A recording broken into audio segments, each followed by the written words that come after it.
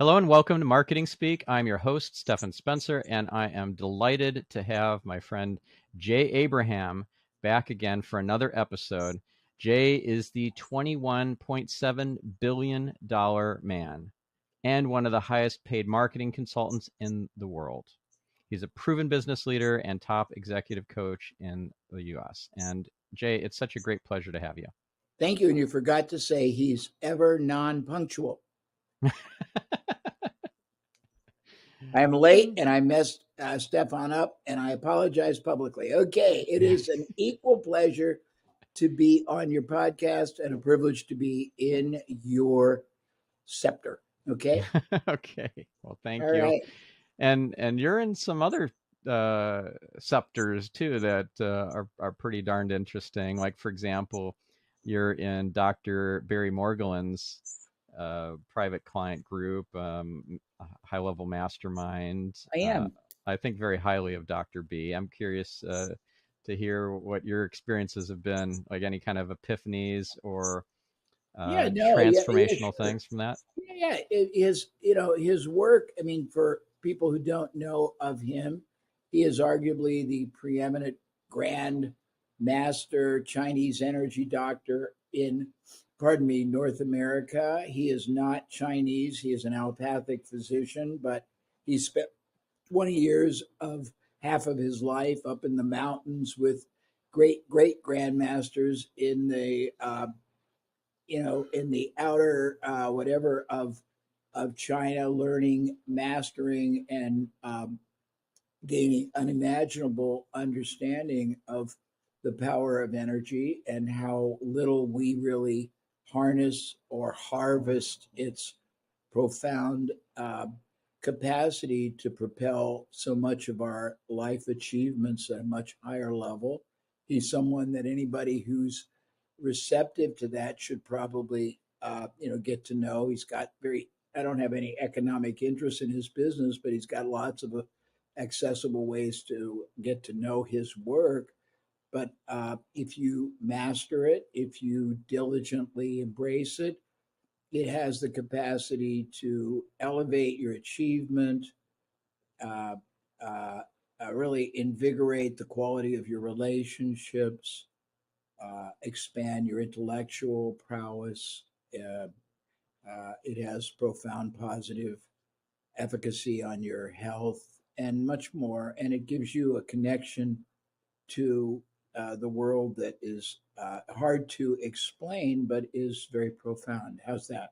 That's great. And I'm curious to hear what would be a specific example in your life where you've harnessed that power of the quantum I field or mean, energy. I mean, like anything else, you have to be diligent. And when I'm diligent, I'm not always diligent. And I apply the practices and the exercises. Enormous things happen. Uh, what would I call it? All kinds of positive occurrences sort of manifest themselves. I have to. I mean, you give me a little off guard, and I have to think about it. But I've had experiences where I was at various places and opportunities galore presented themselves in an unimaginably uh, uh, unexpected way, and they were quite significant. But it sort of, it serendipitously, pardon me, it serendipitously tends to manifest that which is in your best interest at levels of uh, attainment that are unimaginably lofty and stratospheric. And I'm being very abstract because you almost have to experience it to know. And I'll have to really go into my memory, and I'll take too long because I'll have to go back and jog myself. But suffice it to say that from my heart, he is somebody that is probably to many people's benefit to get to know. And even his basic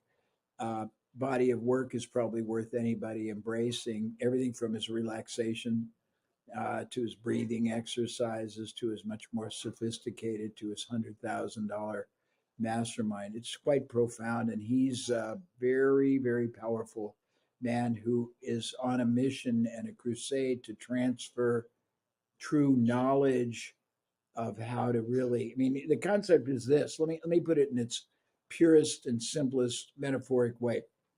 If you think about it, pardon me, I'm not sick. I'm just having peppermint reaction. If you think about it in its purest way, throughout our history, there have been iconic people who have been deemed forces of nature. Mother Teresa, Joan of Arc, Buddha, all these people, Tony Robbins ish. And what if they really are not forces of nature, but what if instead they have merely mastered the ability to harness forces in nature? That's sort of the whole distinction that I would put in a nutshell. Mm-hmm. What if they have the ability to harness forces that have always, are always, will always be available to anyone if they're so inclined to want to, you know, take it in? And the concept is that energy is all around us. It never goes away. Our our whole being is driven, fueled by energy, and not the kind of energy that I just took, but real energy, which is what drives everything. Our cellular structure is driven, our brain is driven, uh, and we can't overdose on it. But most people underfill their tank, and Barry's premise, which I believe to be true, is that there are a lot of receptors in our body that have the ability to take in a lot more energy and produce a lot more attainment, achievement, healthfulness than we allow. And his analogy is, you don't understand how you take in from the sun vitamin C or D or whatever we get, but those receptors for energy are the same.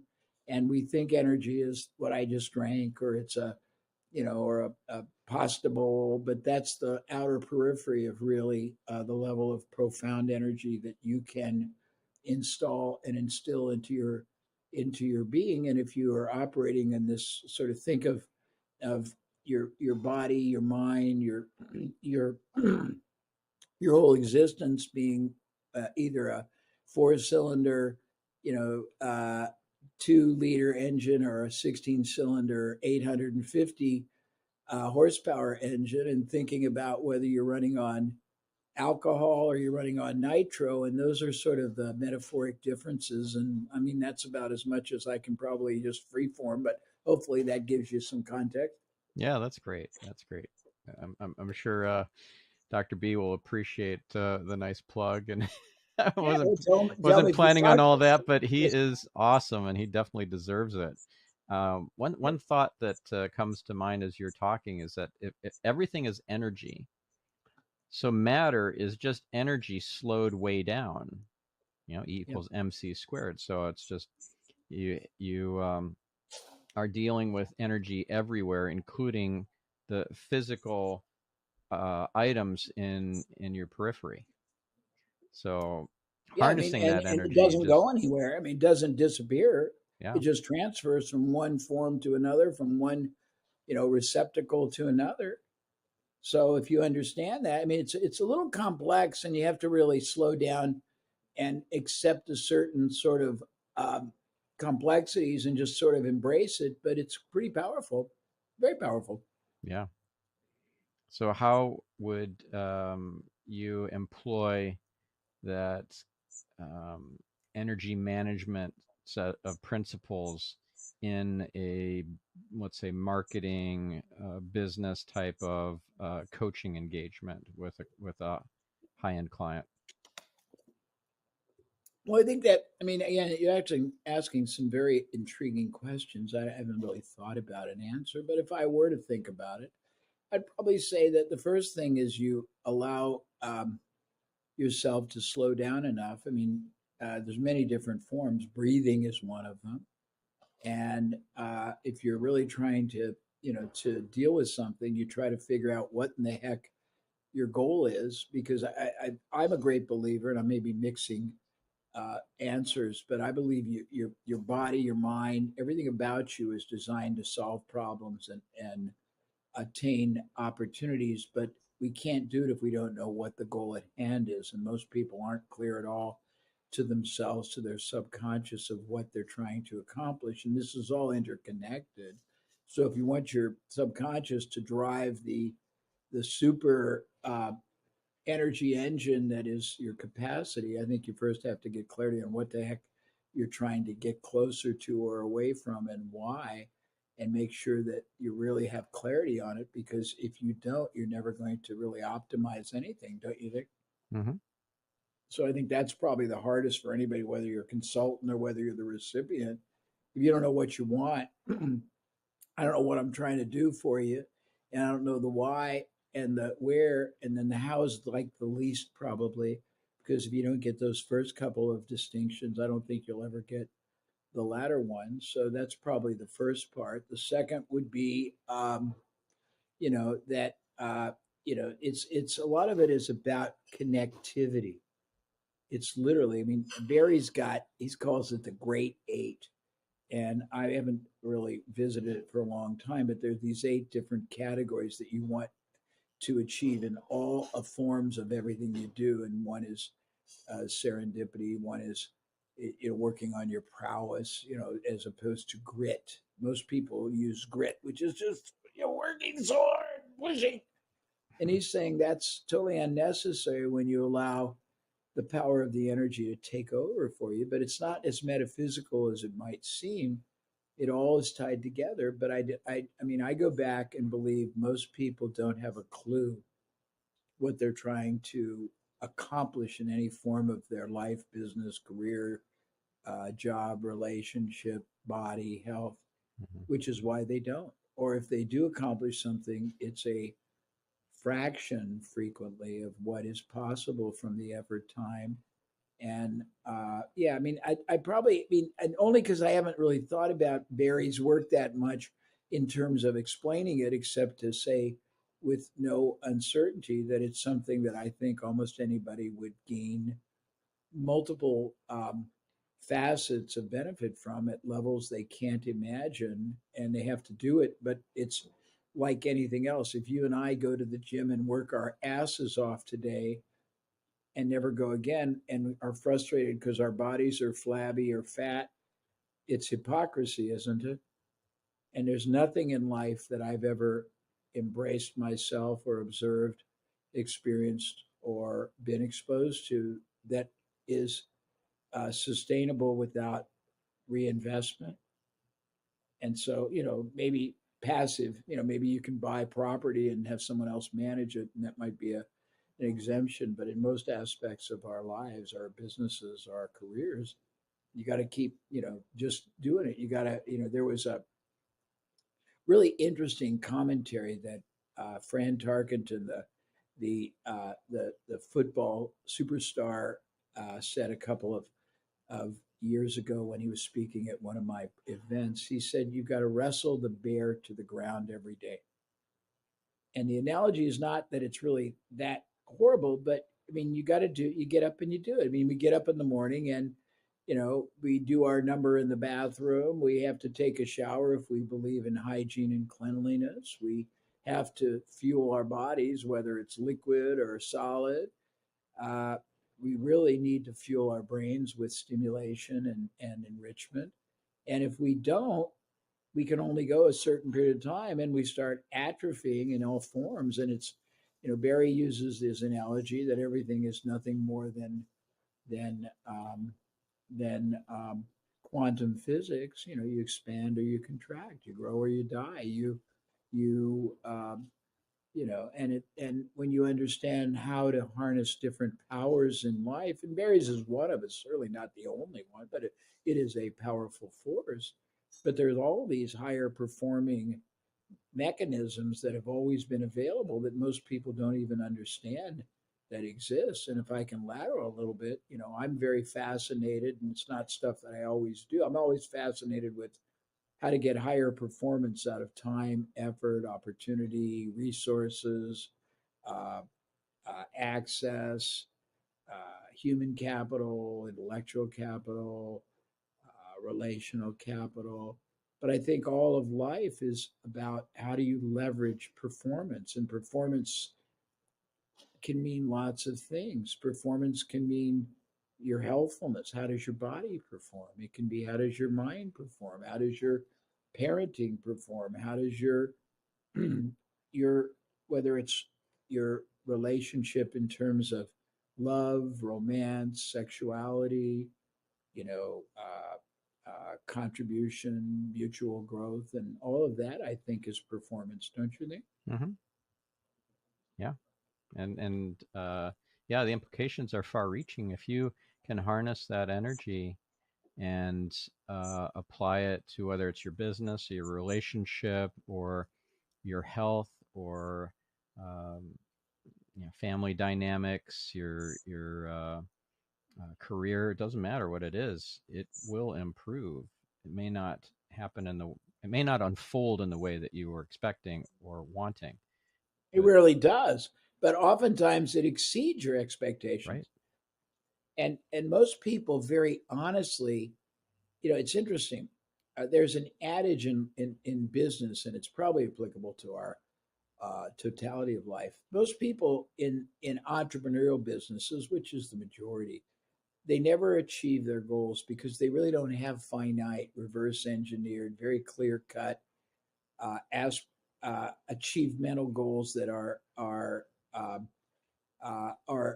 refined and defined by performance indices. They have these very abstract hopes and dreams, and there's no clarity of how to get there. There's no measurement of where they're progressing. There's no really intervention, self intervention about how to course correct if they're off direction. And I think that's true of every facet of our life, don't you? Yeah, yeah. And being precise with your goals and dreams is really critical so that you can know where you're heading and not just amorphously.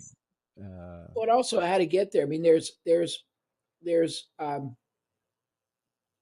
there are uh, there are strategic ways to shorten the timeline, to mitigate Mhm. the downside, to uh, uh, dramatically enhance the fulfillment, whether it's psychic or financial. And most people don't have a clue how to do that. And there's a tragedy there, whether they apply it to a job or whether they apply it to a business or any executive or managerial role. It's sort of interesting. I mean, you're getting into some interesting and more sophisticated, but a little bit of abstract categories, which I enjoy. So we can talk as abstractly as you like, because I like you and I have interesting dialogue. Yeah, esoteric, I think, is um, But we should have a separate the esoteric marketer. yeah, that's fun. Well, here's something I learned that I think you'll enjoy learning about. I just read about it last year, maybe it was this year, in the book Mind to Matter.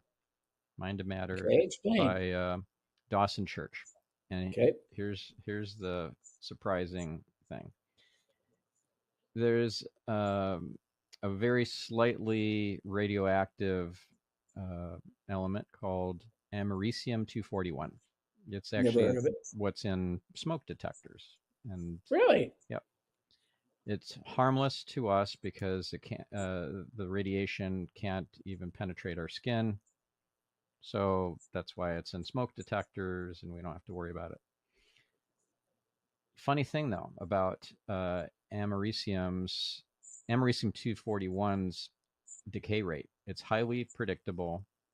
Doesn't matter about extreme heat or strong magnets or whatever it's exposed to.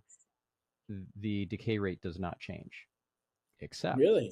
except send have a chi like a qigong or tai chi master send his chi to the americium 241 and And what happens? changes the decay rate by up to 18%. Really? Yeah, And I'm presuming it slows it down. It doesn't accelerate it, or does it accelerate it? I think it can do either, depending on what What the how goal the is? Tai Chi master is sending the energy. It's really interesting. So what's the implication lesson in that insight? if you can change something that is seemingly beyond the laws of physics, like this, in a reproducible manner, scientifically validated, peer reviewed kind of validation. Right. Imagine what's possible if you just have the willing suspension of disbelief and try some things that might seem a little out there, a little woo woo or metaphysical or esoteric, but you just have that willing suspension of disbelief long enough to try it and see what the impact is on your business, your life. I'll give you a quick example. I love this example. It's not from my life. It's Vishen Lakhiani, another uh, Barry Morgulin high level mastermind client. You probably know Vishen, I'm guessing. I know. Yeah. So he shares the story publicly of how before he founded Mind Valley, he was doing sales, commission only sales for a software as a service company that targeted the law industry. So targeting law firms, and he would dial for dollars, and he was barely making a living doing this. He went to a Silva method seminar. I remember Silva. And he came back from it with this new insight that he could just tap into the energy and get a sense for whether a prospect would buy or not. So instead of dialing A through Z in the phone book of all the law firms, he would just pick the ones that he had this intuitive feeling about. And then he doubled his sales by doing that.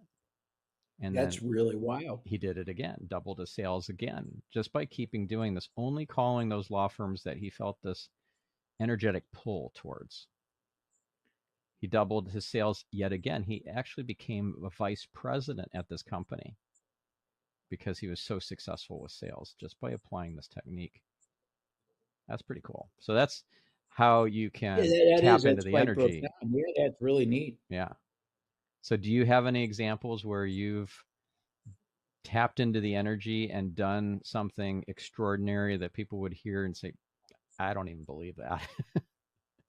And I'm not trying to be evasive. I probably do, but you're I mean, and I'm actually enjoying this, but you're asking me to go into a category I wasn't mentally Yeah, yeah. prepared for, so I have to really think about it. And the Okay. answer is unequivocally yes, yes, yes. But I got my life has been so replete with so many experiences. Unlike most people, I sort of not balance isn't the right word, dance isn't the right word.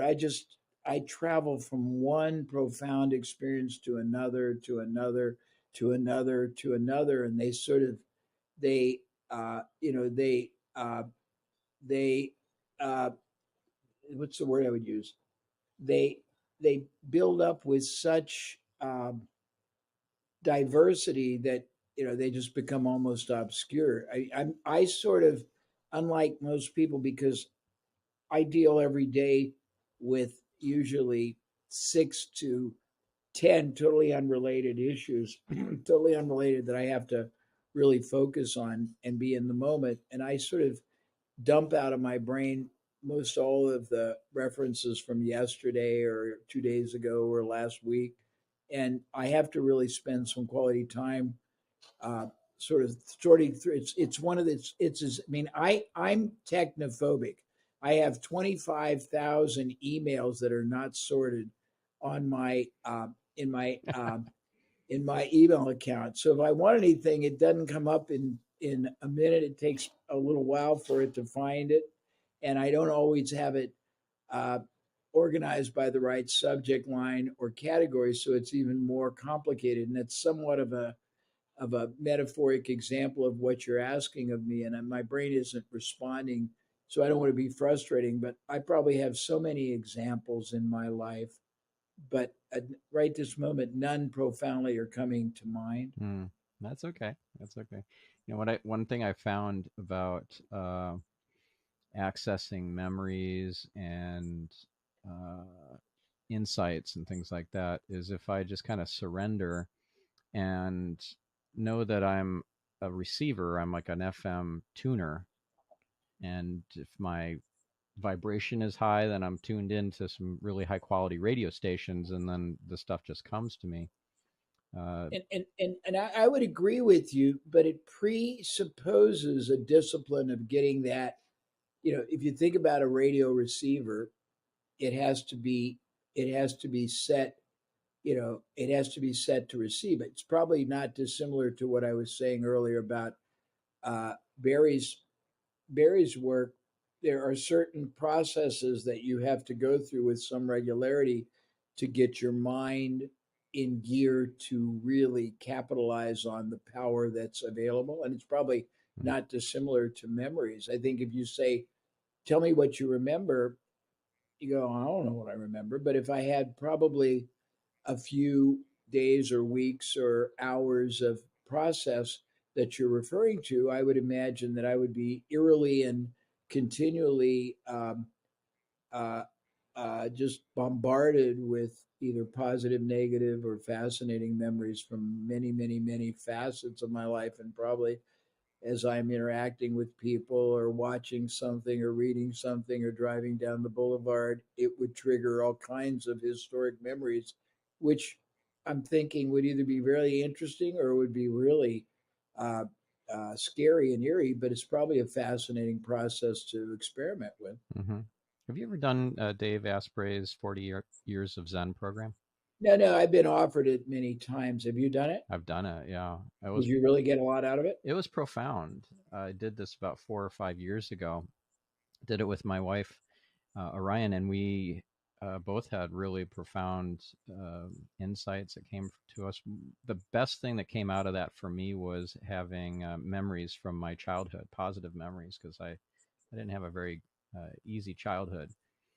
Yeah, So but you found the positive ones within it. yeah, so it unlocked some positive memories. So that program, for our listener who's not familiar with the 40 Years of Zen program, it's a week long neurofeedback program, costs 15K, and it's amazing. It's really really And he amazing. only does a handful of people at a time, doesn't he? Right.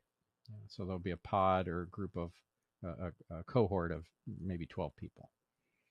Yeah, no, I mean, people that I've known that have done it, Barry did it, they've said it's quite profound. And Dave has extended me two or three times the offer, which I have not availed myself of, Oh, but you perhaps I should. should. Yeah, you should. But Yeah, yeah. yeah, I mean, you're delving into the realm, which probably is what you talk about perhaps often. But there's so much more than we acknowledge or that we embrace, and um, there's just a lot more going on in the world than we see or we feel or we grasp. And you're probably right, if you embrace, submit, at very least, open your mind to examine, explore, try to understand, appreciate, and experiment safely, it is very possible that your life can be profoundly and unimaginably enriched. And Yeah. I have nothing to gain. I mean, there's all kind the scary, eerie, and it's not scary in a negative. It's just in the pure quantity of methodologies, technologies, uh, philosophies out there that most people don't even allow themselves to examine. It's a little scary because there's so many deep thinkers that have concentrated their life and the lives of many before them, and in the understanding, pursuit, study of a very, very finite element. And most people don't even they're not aware of it, they don't know anything about it, and yet that one thing could transform a big part of their lives. And if you think there might be dozens or hundreds of those kind of things out there, and each one, we talk about that, you can get 10%, 10%, 10%, 10%. It's not 10%, it's 10. Like 10 plus 10 plus 10 is 30. 10 times 10 times 10 is 1,000. I mean, the capacity for growth, development, expansion, whether you're expanding because you're very evolved being metaphysically, or just want to say, wow, how much more could I be, achieve, enjoy, contribute, experience? Most of us, are the extent of it is a vacation, or watching something, on Netflix, or going to the gym, which is a Pyrrhic victory compared to what might be possible if you explored, alternative possibilities out there. So yeah, I mean, I think, well, there's a lot of stuff out there. One of the things that I always get a kick out of, and I find it very, again, I like the word metaphoric. So most everybody has a car that has a key fob that has a battery in it. And when that battery starts dying and won't open the door, most people get very frustrated. But this is a little bit sort of weird, but if you put it next to your head and do it, all of a sudden it works, because all that electricity that's bombarding your brain gets transferred into the device, and it reinvigorates its power. But if you think about the fact that people wouldn't think that there's all this electricity floating around in their brain and their body, would they? Yeah, that's cool. I did not know about that, but it makes sense. Yeah, try it next time your car door won't open. Put it next to your head and point it, and it'll work, because all that, it'll just transfer. And I mean, there's all this energy circling us. There's all this electricity. There's all this stuff, and I'm not really that into it, but I'm not a disbeliever. I've experienced a lot. I've helped more spiritual, metaphysical. I mean, in my work, I've helped hundreds of experts in every form, and a number of them have been people. Years ago, I helped a guy named Lester Levinson, who had something called the release concept, and I have helped more, more people in these areas than you can imagine. And when you learn about their work and their methodologies, technologies, and most of them are not original. All they are doing is, is organizing, articulating, and they're an emissary that is distilling that which has always existed, don't you think? Mm-hmm. Yeah. I'm just looking up Lester Levinson. Oh, he's the creator of the Sedona method. Long ago, I've been doing this for a long time, Yeah, that's cool. I've heard of this. I've heard long, great long things time, but I've about the helped a Sedona lot of method. people. Pardon? I've heard a lot of good things about the Sedona method. Yeah, I mean, it's simplistic, but it's powerful. And a lot of the most powerful things are simplistic. Yeah, very cool. And Barry is a really interesting guy. Barry helped all kinds of people. He helped Tony. He helped a lot of world class athletes. He's helped Werner Erhard. I mean, he's been helped a lot of people in his life. Mm-hmm. Very interesting man. Yeah. But he's only, I mean, and I love him and I acknowledge him, and I'll, foist him up on a pedestal, but he's only one of many that are out there that have done seminal work that most people don't have a clue about. Yeah. We all stand on the shoulders of giants. Indeed, yes, touche. That's cool. So who's somebody that comes to mind as a giant that you've stood on the shoulders of? Jeez,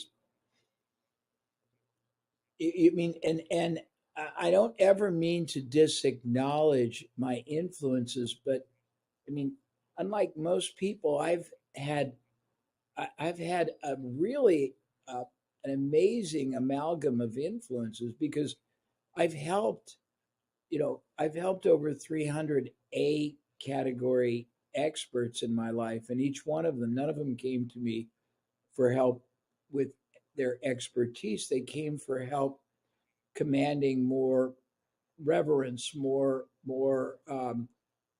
distinction, more ability to make tangible, or quantify or denominate. But I had to learn a distilled essence. I've done Tony Robbins, I've done Stephen M. R. Covey.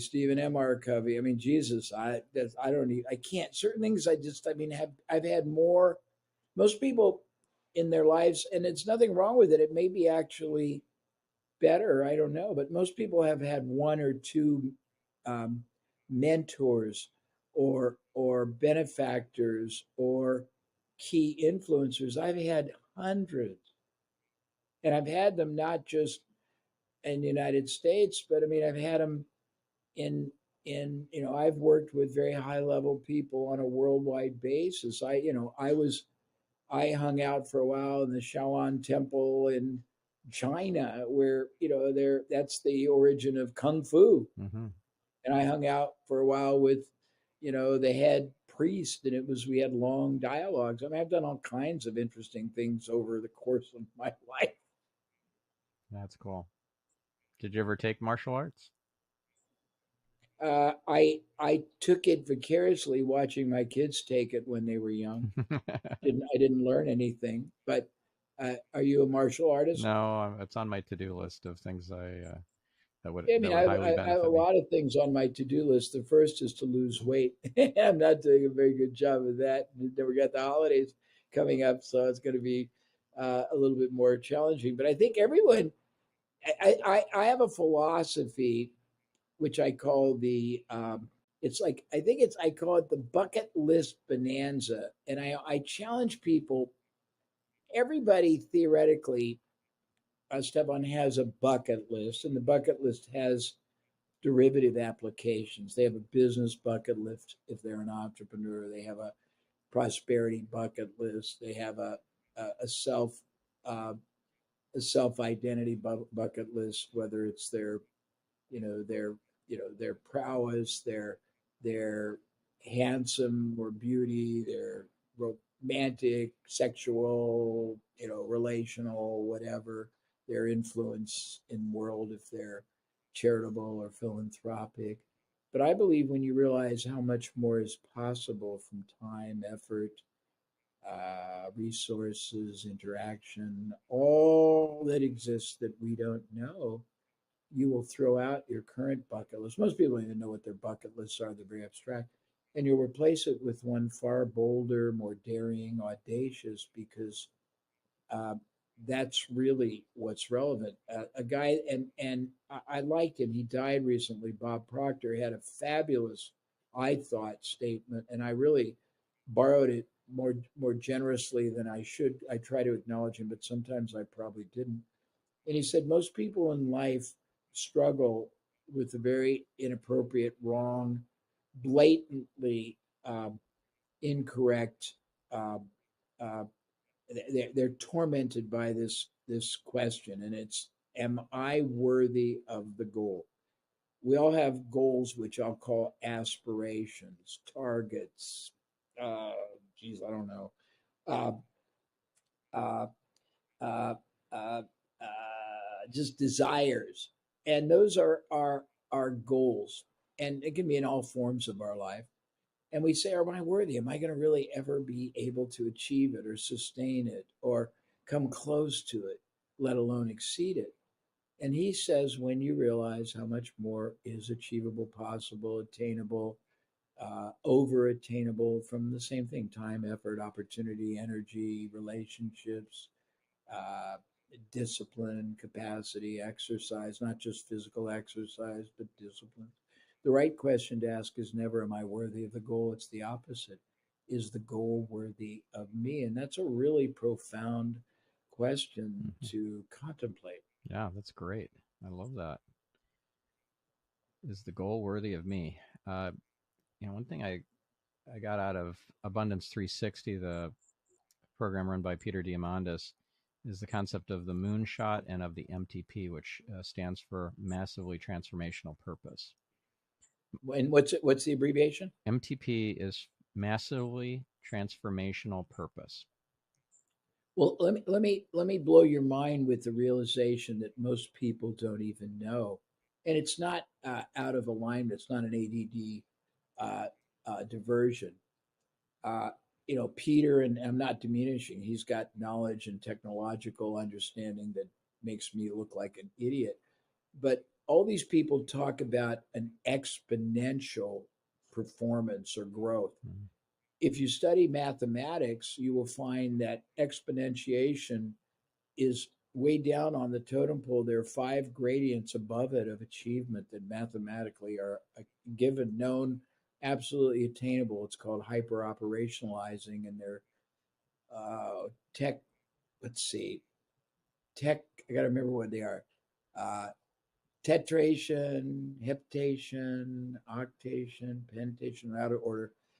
There's five of them. But when you realize that you can perform many gradients above even exponential, for anyone to allow any, and now this is hypocrisy. I'm telling you, I want to lose weight. If I wanted to lose weight, I'd be doing it. We don't want to, we do or we don't, but you can achieve outcomes far above exponential. When that is possible, why would you allow yourself to operate in what I call the incremental zone in any facet of a life? So there is a provocative cliffhanger, and maybe it's a good basis for stopping our conversation. Well, it reminds me of something that I heard recently at the Genius Network annual event, which is 10x is easier than 2x. And I would believe that, but it's like being national or international is easier now with the internet, with virtual, than being local, and it's far more profitable. If you're talking about business, if you're talking about life, there's probably many metaphoric and analogy equivalents. Yeah.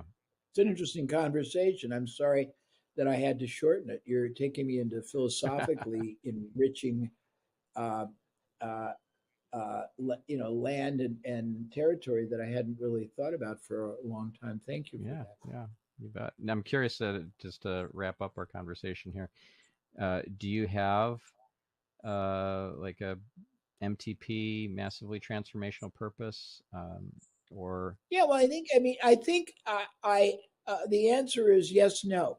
I think that, very frankly, without sounding arrogant or condescending, I think the last 45 years of my life were on a crusade and a mission. I never really started out trying and caring to make money. I've been relatively successful, but I was always, my purpose was always that I observed business owners, more entrepreneurial than corporate, investing life's hopes, dreams, effort, resources, uh, psyche, and accepting a fraction of the outcome, the rewards, the fulfillment, the satisfaction, the contribution they could. And I was always on a worldwide mission for the last 45 years to really right those wrongs and liberate people from the yoke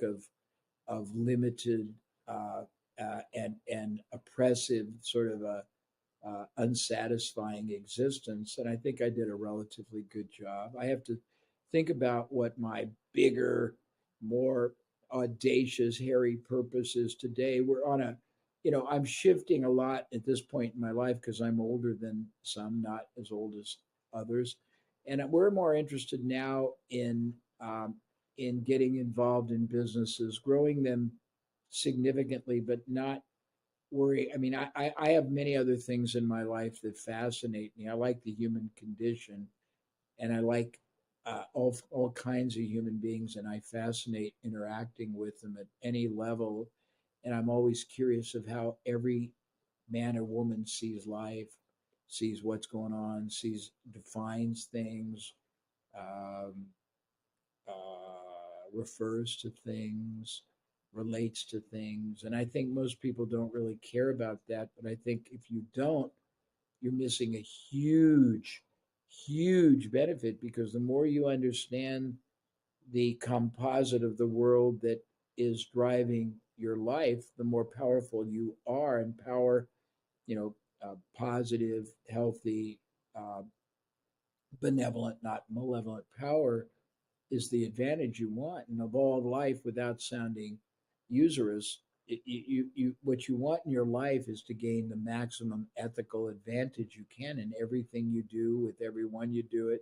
You don't ever want to take advantage. You don't ever want to be covert, surreptitious, um, disrespectful. But I think that I'm probably more at this point in my life that I like making money.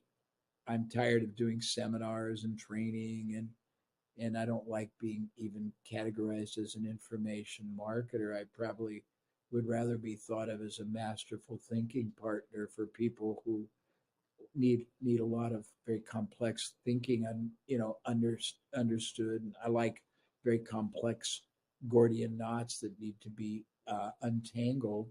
But I like the interaction. I'm probably at this point in my life more than anything. I love talking to anybody about anything and learning how they see life and their hopes, their dreams, their values, their goals, their interpretation. Because those are the people that drive everything we do. They're the clients we serve. They're the people that are serving our competitors. They're the people that work for our vendors. They're the people we live next to, we work with. And the more you understand how they think and their values, and you respect and appreciate them, the more powerful you are. And whether you like it or not, you either have power or you have weakness. And there's nothing, in my opinion, that is negative about qualitative ethical power. I think it's just like you talk about Barry, it's a form of energy. Yeah. Yeah. Well, I got a book recommendation for you if you haven't read it already. It's Dr. David Hawkins, and it's called Power versus Force. No, I'd like to. I have not, but I will. And that's very good. Thank you for that. Yeah. What else can I do in the waning last few minutes or seconds of our conversation? Have I Well, been a good guest? yes, you've been great. And so I guess the last piece here is just to send our listener or viewer to your best stuff, which would be, I guess, on your website or. Yeah, I mean, if they want stuff, I work with with larger entrepreneurs now. So I mean, I don't sell a lot of stuff. I got a lot of goodies we give away. We're getting ready to change our website and shift it more towards a more focused element that I'm doing. So right now we give away more stuff than I should. We give away 800 or so resources, and we don't even mandate that they give us an opt-in. So they just go to abraham.com. There's a lot of good stuff there, and there's plenty of videos all over the internet. I would imagine on YouTube and things. I don't pay much attention, and you know we have 2 or 3 books we give away that are real books. They don't sell anything, that are on the website somewhere. And, if it helps people, then my purpose for the last 45 years has been enriched one more gradient. So thank you for that. You're awesome, Jay. So I'll include in the show notes links to your website and some of Cool. the resources. I'll call out specifically a few of them, maybe books and trainings and things that you offer for free. And yeah, keep doing what you're doing. You're doing such a wonderful service to humanity, helping us to grow and evolve. And Tell that to my wife, because she said, "Did you take out the garbage? Did you change the lights? Did you do this?" And I go, "That's not what I do. I'm doing all this stuff for humanity." All right. Thank you. You're awesome. Okay, thank you, Jay, and thank you, listener. I'm your host, Stephan Spencer, signing off.